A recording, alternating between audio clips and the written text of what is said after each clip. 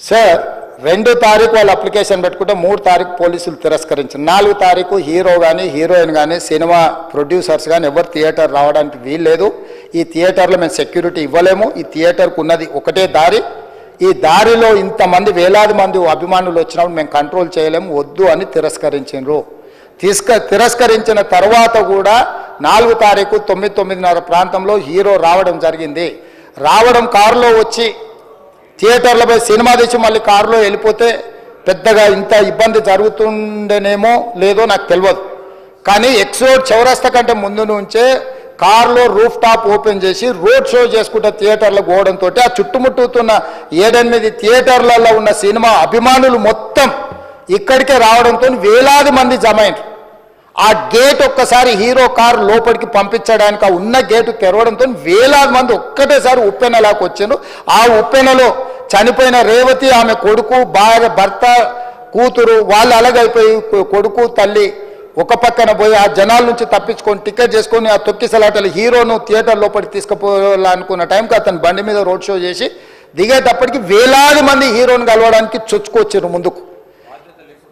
అసలు అంటే ఈ రకమైన వాతావరణంలో అతన్ని లోపలికి తీసుకువెళ్ళాల్సిన సందర్భంలో అతను ప్రైవేట్ సెక్యూరిటీ ఇవాళ రేపు మనం ఫంక్షన్లలో బౌన్సర్లు అని మనం చూస్తూ ఉన్నాం. 50-60 మంది సరిగ్గా లెక్క తెలియదు, 50-60 అని అంటున్నారు, నెంబర్ 4 ఎక్కువ తక్కువ. ఆ బౌన్సర్లు అందరు మీదికి వచ్చే అందరు అభిమానులను విపరీతంగా అడ్డంగా ఎట్లా పడితే అట్లా తోయడంతో అటు నుంచి అభిమానులు హీరోని చూడాలి, కలవాలని ఒకవైపు నుంచి వాళ్ళని హీరో దగ్గరికే రానియొద్దని ఆయన ప్రైవేట్ సెక్యూరిటీ వెనక్కి నెట్టడం వల్ల ఈ తొక్కిసలాటలో హీరో థియేటర్కి వెళ్ళి లోపలికి వెళ్ళి చూసినాక పోలీసులు ఈ మొత్తం క్రౌడ్ని ఈ మొత్తం అక్కడ ఉన్న జమైన జనాలను అందరిని కూడా తీస్తే ఒక తల్లి కొడుకు అక్కడ శవాలుగా పడి ఉన్నారు. ఆ తల్లి అంత తొక్కిసలాటలు కూడా నేను ఆ వీడియో చూసిన ఆ తల్లి లోపలికి వచ్చినప్పుడు కొడుకు చేయి పట్టుకొని ఎంత జాగ్రత్తగా కొడుకుని తీసుకొని వస్తుందో తల్లి ప్రేమ ఎట్లుంటుందో అక్కడ నాకు చూసి నాకు అర్థమైంది. అండ్ నేను ఏదో ఇర్రెస్పాన్సిబుల్గా థియేటర్కి వెళ్ళిపోయాను, పర్మిషన్ లేకుండా వెళ్ళిపోయాను అనేది అబ్సల్యూట్లీ ఫాల్స్ ఇన్ఫర్మేషన్. అలాంటిది ఏమీ లేదు. థియేటర్ వాళ్ళు పర్మిషన్ సార్ట్అవుట్ చేసుకున్నారని చెప్పి మేము అక్కడికి వెళ్ళాం. అక్కడికి వెళ్తే పోలీసులే క్లియర్ చేస్తున్నారు అక్కడ. So it is understood that everything is sorted. నేను వాళ్ళ డైరెక్షన్లోనే వెళ్తున్నాను. అండ్ ఏంటి వాళ్ళు ఒకవేళ నిజంగా పర్మిషన్ లేకపోయి ఉంటే చాలాసార్లు వాళ్ళు చెప్తారు, సార్ మీ పర్మిషన్ లేదంటే మేము రెండింటికి వెళ్ళిపోతాం, వాళ్ళే క్లియర్ చేసి ముందుకు రమ్మంటూ ఉంటే పర్మిషన్ ఉందనుకునే కదా మేము ముందుకు వెళ్తూ ఉంటాం in that flow of things. So నేను ఆ మైండ్ స్పేస్లోనే ఉన్నాను. అండ్ నేను చెప్పాల్సింది ఏంటంటే అసలు ఇక్కడ this a false allegation that there is a road show, ఏంటిది ప్రొసెషన్. అసలు ప్రొసెషన్ కాదు, రోడ్ షో కాదు, ఏమీ కాదు. జస్ట్ థియేటర్ ఇక్కడ ఉన్నాను, అక్కడ theatre just couple of metres away, couple of yards away from the theatre. అది అసలు రోడ్ షో కాదు, ఏమీ కాదు. కార్ అలా వెళ్తూ ఆగిపోయింది. ఒక పాయింట్ అవుతుంది ఎంత జనం కూడిపోతారంటే అండి, మీరు కనపడితే కానీ జనం వెళ్ళరు. బౌన్సర్లు కానీ ఎవరన్నా పోలీస్ కానీ అందరూ అడుగుతారు, సార్ మీరు ఒక్కసారి వేవ్ చేసాను సార్ అది వెళ్ళిపోతారంటే మేము మామూలుగా ఎప్పుడు బయటకు వచ్చి అందరికి వేవ్ చేస్తాం. అది నేనే కాదు, ఎనీ లీడర్, ఎనీ సెలబ్రిటీ ఎవరైనా అడగండి, మనం వేవ్ చేస్తేనే వాళ్ళందరూ జరుగుతారు. ఓకే చూసాం, సాటిస్ఫాక్షన్ ఉంటుంది, అప్పుడు దే స్టార్ట్ మూవింగ్ అవే. ఆ దీని మీద చేశాను. And it's also respect. ఇంత వేల మంది చూస్తానికి వచ్చినప్పుడు నేను నా కార్ లోపల టెంటెడ్ కార్ లోపల దాక్కుని కూర్చుని ఉన్నా. బట్ అంతమంది అంతమంది వచ్చినప్పుడు వాళ్ళకి ఏం కావాలి? హీరో ఒక డ్రీమ్స్ కావాలి అంతే. అది కూడా ఇవ్వకపోతే నేను ఎంత ఆరోగ్యంట్ కింద ఉంటుంది. ఇంతమంది ప్రేమ చూస్తే నా కాలు కూర్చున్నారులే అనుకుంటాను నేను. అరే నేను బయటకు వచ్చి ఒక్కసారి వాళ్ళందరికీ థ్యాంక్ యూ ప్లీజ్ పదండి ఇలా అంటుంటాను. మీరు చూడండి నా జస్టిస్ అని చూడండి, ఇలాంటే ఇలా పదండి అంటే నేను చెప్తేనే వాళ్ళు వెళ్తారు. అది పోలీసులు కానీ అది బౌన్సర్ అందరూ మేనేజ్మెంట్ అందరూ వెళ్తారు. సార్ మీరు చెప్తేనే వింటారు, ఒక్కసారి మీరు చెప్పండి అంటే మేము వచ్చి బయటకు వచ్చి ఇలా వేవ్ చేసి ఇలా అంటే వాళ్ళందరూ జరుగుతూ ఉంటారు. That is how we went into the theatre. And థియేటర్కి వెళ్ళిన తర్వాత what I wanted to say is that there's a misinterpretation అనుకోండి, misinformation అనుకోండి, false information అనుకోండి. It is no road show, it is no procession. Just థియేటర్కి వెళ్తుంటే జనాలు ఎక్కువ బయటకు వస్తే జస్ట్ అలా వేవ్ చేసి మళ్ళీ లోపలికి వెళ్ళిపోయి మళ్ళీ థియేటర్ లోపలికి వెళ్ళిపోయాం. అండ్ థియేటర్ లోపల మీరు సినిమా చూసి కొంచెం సేపటికి సార్ నా వర్క్ అసలు ఏ పోలీసు కానీ ఎవ్వరూ నాకు వర్క్ అసలు నాకు కలవలేదు, నాకు ఏం చెప్పలేదు. నాకు చెప్పిందల్లా అది పైగా మా మేనేజ్మెంట్ సైడ్ నుంచి వాళ్ళు మా వాళ్ళు వచ్చి చెప్పింది ఏంటంటే, సార్ బయట ఓవర్ క్రౌడ్ అవుతుంది, మీరు దయచేసి వెళ్ళిపోండి అని చెప్పారు. వాళ్ళ పోలీసు వాళ్ళందరూ బయట చాలా మందికి ప్రాబ్లం అవుతుంది, సార్ ఓవర్ క్రౌడ్ అవుతుంది మీరు వెళ్ళిపోండి అంటే నేను వెళ్ళిపోయా. సినిమా స్టార్ట్ అయిన కొంచెంసేపు నేను వెళ్ళిపోయా.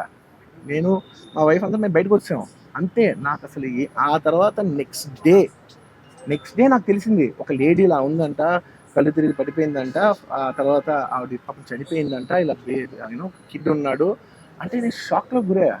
అంటే నాకు తెలియదు అసలు, నెక్స్ట్ డే వరకు నాకు అసలు తెలియదు. I had no idea. ఎందుకంటే నేను నా పిల్లోడినే పక్కన పెట్టుకున్నా, నా నా నా వైఫ్, నా నా నా కొడుకు, నా కూతురు థియేటర్లోనే ఉన్నారు. నాకు తెలియదు. నిజంగా అలా జరుగుండుంటే, నాకు తెలుసుండుంటే నేను వాళ్ళు తీసుకుని వెళ్ళిపోతాను కదా, మినిమం కదా, ఎవరైనా వాళ్ళ పిల్లలు వాళ్ళు తీసుకుని వెళ్ళిపోతారు కదా. నాకు తెలియని కూడా తెలియదు. సరే పిల్లలు వాళ్ళు చూసుకుంటారు, మనం వెళ్ళిపోతే క్రౌడ్ క్లియర్ అయిపోతే, ప్రాబ్లమ్ సాల్వ్ అయిపోతే, నేను వదిలేసి వెళ్ళిపోయా. అలాంటిది నాకు తెలిసి కూడా నేను సినిమా చూస్తూ ఉన్నాను, ఇలాంటి ఫాల్స్ అలిగేషన్స్ వస్తే చాలా బాధ వేస్తుంది. పిల్లలు ఉన్నారు సార్, పిల్లలు వదిలేసి వెళ్ళిపోతాను నేను. నాకు నా పిల్లలు అంటే ఎంత ఇష్టం తెలుసు, ఎవరైనా ఉంటారు కదా, తీసుకుని వెళ్ళిపోతారు కదా. అలాంటి నాకు క్లూ కూడా లేదు. నేను ఇంటికి వెళ్ళిపోయిన తర్వాత నేను వెళ్ళిపోయిన నెక్స్ట్ డే నాకు మార్నింగ్ తెలిసి నేను చనిపోయానంటే షాక్ అయ్యాను నేను. షాక్ ఇమీడియట్గా నేను బాస్కి ఫోన్ చేశాను, మా బన్నీ వాసుకి ఫోన్ చేసి, వాసు ఇమీడియట్గా హాస్పిటల్కి వెళ్ళి వాళ్ళ కలు, నేను వస్తానంటే సార్ నేను మొత్తం అక్కడ వెళ్ళి సెట్ చేసి వస్తాను, వాళ్ళందరూ ఎమోషనల్గా ఎలా ఉన్నారు ఏంటో మనం ఫస్ట్ చెక్ చేసుకున్న తర్వాత మీరు దిగాలి, అప్పుడు ఆగండి సార్. వెళ్ళిపోయిన తర్వాత వాసు నేను వస్తానంటే, సార్ మీరు రావద్దు ప్లీజ్, దయచేసి మీరు హాస్పిటల్ రావద్దు, ఇక్కడ గందరగోళం అయిపోతుంది, నేను నైట్ మీరు థియేటర్కి వెళ్ళారు, ఇష్యూ అయింది, యూనో చాలా ప్రాబ్లం అయింది, ఇప్పుడు మీరు హాస్పిటల్కి వచ్చి మళ్ళీ ప్రాబ్లం అయితే మాత్రం సార్ చాలా ప్రాబ్లం అవుతుంది సార్, నేనే వాళ్ళని కొంచెం వాళ్ళ రిచువల్స్ అన్నీ అయిపోయిన తర్వాత మీ దగ్గర తీసుకొస్తానని చెప్పాడు. ఓకే అని వెయిట్ చేసేసరికి ఇమీడియట్గా ఏం చెప్పారు, సార్ ఏమనుకోవద్దు, వాళ్ళు మీ మీద కేసు ఫైల్ చేశారు, ఇప్పుడు మీరు వాళ్ళు కలవటానికి లేదంటే నేను మా లీగల్ టీమ్, అదేం పర్లేదు వాసు నేను వచ్చేస్తానని నేను కొంచెం మూర్ఖంగా మాట్లాడుతుంటే, సార్ మా లీగల్ టీం చాలా స్ట్రిక్ట్గా చెప్పింది, sir they file the case on you, మీరు ఇప్పుడు వెళ్తే legally it is not right thing to do, please don't go అని చెప్తే అప్పుడు ఆగాల్సి వచ్చింది. సార్ నాకు ఒక్కటే విషయం చెప్తా సార్, ఎవరో వైజాగ్లో చనిపోతేనో, లేకపోతే చనిపోతున్నారంటేనో, లేదంటే విజయవాడలో చనిపోతున్నారంటే ఒక పెద్ద ఆవిడంటేనో, లేదంటే చిరంజీవి గారి ఫ్యాన్స్ మన నూర్బాయ్ లాంటి వాళ్ళు, లేదంటే కళ్యాణ్ గారి ఫ్యాన్స్ మన ఎవరో అంటేనే వాళ్ళందరికీ నేను వెళ్ళి పర్సనల్ సార్ ఇక్కడ నుంచి విజయవాడ వెళ్ళాను సార్ ఎవరినో కలవటానికి, ఒక లేడీని, ఒక వైజాగ్ వెళ్ళాను ఇక్కడ నుంచి ఎక్కడో ఉప్పళ్ళు ఉంటే ఎక్కడో దాటి ఉంటే అక్కడికి వెళ్ళాను. అలాంటిది నా ఓన్ ఫ్యాన్స్, నాకు నా ఫ్యాన్స్ అంటే ఎంత ఇష్టం మీ అందరికీ తెలుసు, అలాంటి నా ఓన్ ఫ్యాన్స్ నా ఓన్ థియేటర్లో నేను ఉన్న ప్రెమిసెస్లో అలా జరిగిందంటే నేను వెళ్ళి కలవనాలని, వాళ్ళు కలవాలి నాకు ఉండదా, అది మినిమం కదా. అసలు ఎప్పుడైనా వెళ్ళి కలుస్తారు, ఎందుకు కలవను నేను కలవపడడానికి ఓన్లీ రీజన్ ఏంటంటే I'm legally I'm tired, I can't go. అంత మాత్రం నేను స్పందించలేదు అని అంటానికి కూడా లేదు. సో నాకు ఏం చేయాలో తెలియక నెక్స్ట్ డే సరే వాసు మనం వెళ్ళకపోతే బాగోదు, ఏం చేయాలో తెలియక అప్పటికప్పుడు ఒక వీడియో పెట్టాను. ఎందుకంటే నేను కూడా షాక్లో ఉన్నా, జెన్యున్లీ నేను కూడా షాక్లో ఉన్నా. అరే ఇలా అయింది ఏంటి, ఎటు కాకుండా హాఫ్ ఉన్నాను నేను జెన్యున్ చెప్తే హాఫ్ ఉన్నాను నేను, ఇప్పుడు కూడా కొంచెం హాఫ్గానే ఉన్నాను నేను. నాకు తెలుస్తుంది నేను కరెక్ట్గా సెంటర్డ్గా లేను, కొంచెం ఆఫ్లో ఉన్నా నాకు తెలుస్తుంది.